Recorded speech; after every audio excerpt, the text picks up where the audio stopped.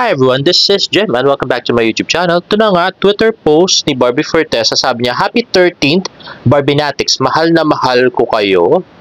At tweet niya kahapon yan. At ito naman, tweet ni May, palagi kung saan ka masaya. Ayan ka Zoom meeting nila si Miss Barbie Fortesa. At another tweet ni May, Dear Barbie, thank you for being my inspiration and my true friend for the past 13 years. I will always be here to support you every step of the way. Here's to more years of love and memories. You always have me. I love you so much, Barbie Fortesa. At next naman ay tweet ni Bake Kills. Love how Barbie appreciate her fans kahit parang nasa mall siya or public place. Nag-meeting pa din siya with Barbinatics. Heart heart. Ay now, the pretty Miss Barbie Fortesa. Sayang walang audio. Gusto ko marinig yung usapan nila, grabe. Anyway, next nga ay Instagram post ni Miss Barbie Fortesa. At next naman, ay post nga ni Barbie Fortesa sa kanyang Instagram story from Genre. Sabi, sa Kagura, Barbie Fortesa, Paris Rojas, Genre, and Gav Fagela. Ayan, mukhang nila yung niluluto si Miss Erin Montoya at si Barbie Fortesa. Grabe. At napaka-ganda nga at napaka-pretty ni Barbie. At next nga ay billboard ni Miss Barbie Fortesa. So, ayun nga, awardee siya ng Philippines First Business Awards Outstanding Achievers. Oy, wow. Congratulations, Miss Barbie Fortesa. At may pa-billboard pa talaga sila para sa'yo. At next naman ay post ni Genre, 6 pics of February. Ayan nga yung isa ay kay Casey Sandingan, kay Erin Montoya, kay Miss Regine Velasquez, at kay Miss Barbie Fortesa.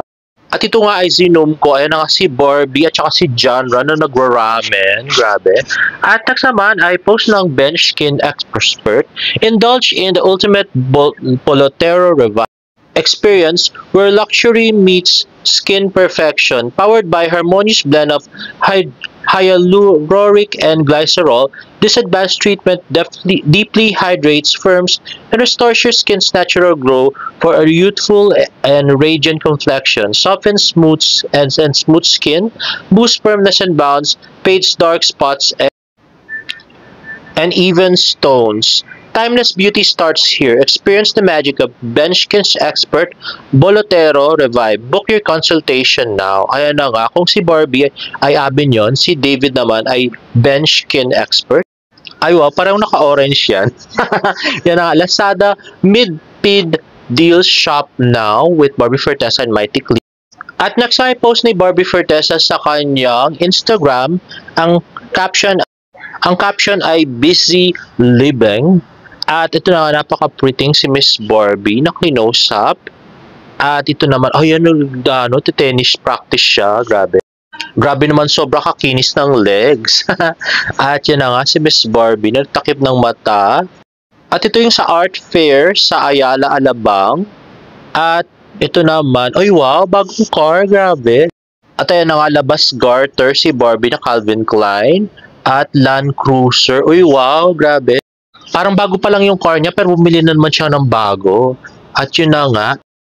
At ito nga, bumili ng macaron si Barbie at kakain siya ng salted egg cornflakes at milk chocolate potato chip pretzel at black truffle cornflakes. At yan na nga. Ito naman yung nag-Pilates exercise si Miss Barbie Fortesa. At next ay nag-jogging siya ng Sundays sa Ayala. At next, ito nga yung mga pusa sa South Korea. At yan yung cafe. Kung siya kumain. At ito tambourines. At ito tanghulu. At ito yung sa library. At yan yung book na binabasa ni Barbie. At ito, parang sa museum din to guys. At next, alam niyo ba yung Land Cruiser na binili ni Barbie Fortesa ay worth 5.67 million. Ay wow, grabe. Parang mas mahal pa siya dun sa Nissan Patrol Tiera ni David Licauco. Grabe, ang big time talaga ni Barbie. At sabi nga ni Wayoni Piolyang, ito yung hindi alta eng-eng. Hindi lang kasi mayabang si Bibi. Gets mo? Grabe, pinaparanggan kasi si MM. Kung makamang mata kasi na hindi kasama sa Big Four school si Barbie tsaka hindi nakapag-college. Gagi. At ito naman, post ni John Navarro. Sabi niya, they work so hard, so they have it. I'm so proud of these babies. Be inspired to thrive. To God be the glory. Exodus 20:12. Ayun na nga mga alaga ni Miss John, si David, si Khalil, si Gabby, at saka si Barbie. At sabi nga ni Felix Yong Bokli, sabi sa tweet niya, she herself bought a new car in cash with her hard-earned money. Bali 3 na kotse niya, pareho, ng house niya at ng Rolex niya. So, ibig sabihin guys, hindi si David namigay ng Rolex ni Barbie. Hindi totoo yun guys. Si Barbie po yung bumili ng Rolex. At next naman ay Instagram post ni Barbie. So mukhang nag-lunch si Barbie, pero sino kayang kasama? Kanino kaya yung isang ano doon, no? Yung isang plate, grabe. Anyway, next. Post ni Sir Nathan Perolino, samahan ng mga makasalanan team, Jemmy Phil. At yun nga si Father David, yun nasa gitna. At next ay post ng Kuya Korea, start your march with Kuya Korea's slightly sweet and savory japchae. Ay nga napaka-cute na si David na kumakain ng japchae. At next sa TikTok video of David Licaco with Miko Fernandez. Ayan na nga. So ganyan-ganyan lang. Napaka-simple ng steps. Mikoy Fernandez 17 pala siya. Ayun. At next ay Instagram post ni Tita Eden. At ito na nga guys, lumabas na, grabe. McDo Philippines. Malalaman na natin ang tinatagong sekreto, abangan sa March 4, 2025. Ayan, may mag-aaminan, abangan sa March 4, 2025. Ay, grabe. Grabe, I'm so happy yung mga pinapangarap namin na TV commercial sa Barda nung 2020 to 2023. Grabe. Kapag na ngayon 2025, after 2 years, ay nako, nakakaiyak. Grabe. Ay nako, at McDonald's pa. At tingnan nyo nga yung teaser, di ba? May mag-aabinan na, o di ba? Double meaning. Either mag-aaminan na may bagong product yung McDonald's or mag-aaminan na sila ng feelings ka. Grabe, so lovely. Kaya ako, I love McDonald's na talaga. Maging loyal na tayo sa McDonald's. dahil sa commercial ng Barda. Grabe. Ay, ako. I can't wait to watch it, no? Grabe.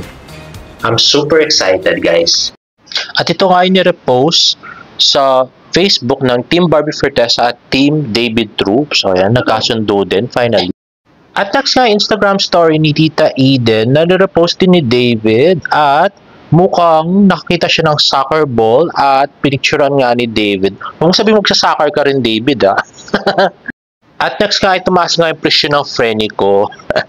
Kasi, itong post ng GMA Network, GMA Pictures ay pinalitan nga yung pangalan, sabi Sanya Lopez bilang Mila, tukso ng bayan. Pero kahapon, Mia yung nakalagay doon. So mukhang nagka-typo at ang talagang pangalan ay Mila. Actually, wala naman kaming pake kung ano maipangalan nila kay Sanya doon sa pelikula. Pero sana hindi na lang Mila kasi iconic nga yun ni Barbie Fortesa doon sa kanyang That Kind of Love. At same leading man pa, di ba? Di ba parang naiinis sila noon? Grabe, nakakagigil. Nababasa nga namin nung aking friend.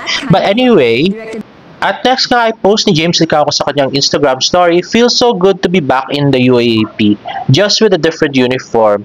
Shoutout and thanks to Jaime Escalon, the best debut partner for guiding me the entire time. Ayun na nga, courtside reporter na si James at proud na proud nga si Tita Eden at nirepost niya sa kanyang Instagram story. Ayan na nga, more pictures of the very cute James Licaco in the UAAP courtside. At ito naman yung kanyang video. Ito na nga yung video at wala siyang audio at sabi ni James Escalon, congratulations James Licaco for your UAAP broadcast debut. Chill ka na. Ano, napaka-cute na si James at si Jaime Escalon. At next nga ay mukhang lumabas na yung teaser ng mga PBB housemates at parang si Dustin Yu yung isa, pero si David tsaka si Barbie parang hindi naman kasama, guys. At ito next naman ay sa Farmers Market pa rin. Ito nga ay nung nag-collab vlog si Barbie Fortesa at si Miss Ivana Alawi. Napaka-sexy. Si Barbie tsaka si Ivana na pinagkaguluhan ng mga madlang peeps. Ayan, o, di ba? Swerte niya, naka-picture. Ito naman, ay si David Licauco na pinagkaguluhan din. At mukhang siya na yung driver ngayon. At hindi na, wala na yung driver niya yata eh. Guys, ayan, siya na yung nag-drive. Siya na yung nag-drive para kay Nathan. And there you have it, guys. If you like this video, please give it a thumbs up and please subscribe to my YouTube channel for more Barda updates in my next vlog. Bye!